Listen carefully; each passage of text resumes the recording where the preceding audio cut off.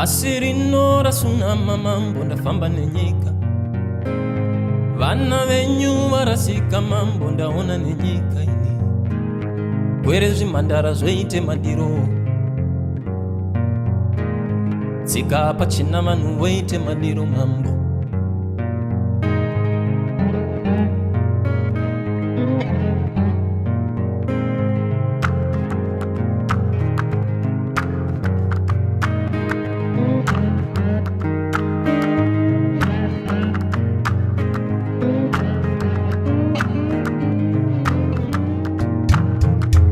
Nyika dzino dzasunama mambo ndafamba nenyika, vana venyu varasika mambo ndaona nenyika ini, kwere zvimhandara zvoite madiro, tsika pachina vanhu voite madiro mambo. Iwe ama rangarira kwawakabva, rangarira kuve munhu, rangarira kuve neunhu.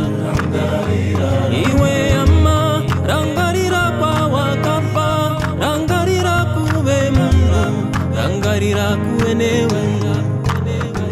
Some of them use them spiritual way. Them a follow Babylon, them Babylon way. Them a lose them connection the Jaja way.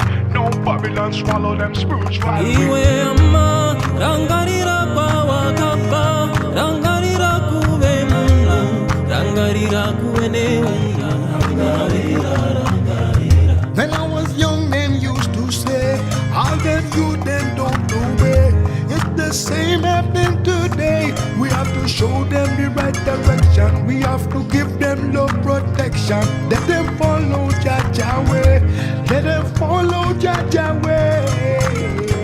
Iwe ama rangarira kwawakabva, rangarira kuve munhu, rangarira kuve neunhu. Iwe ama rangarira kwawakabva, rangarira kuve munhu, rangarira kuve neunhu.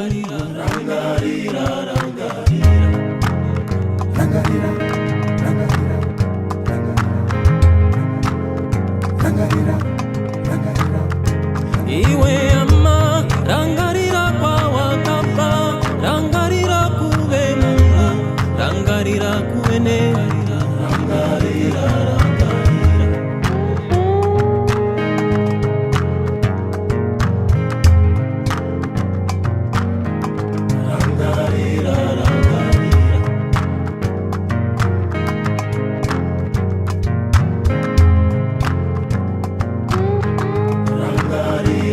Iwe ama rangarira kwawakabva, rangarira kuve munhu, rangarira kuve neunhu.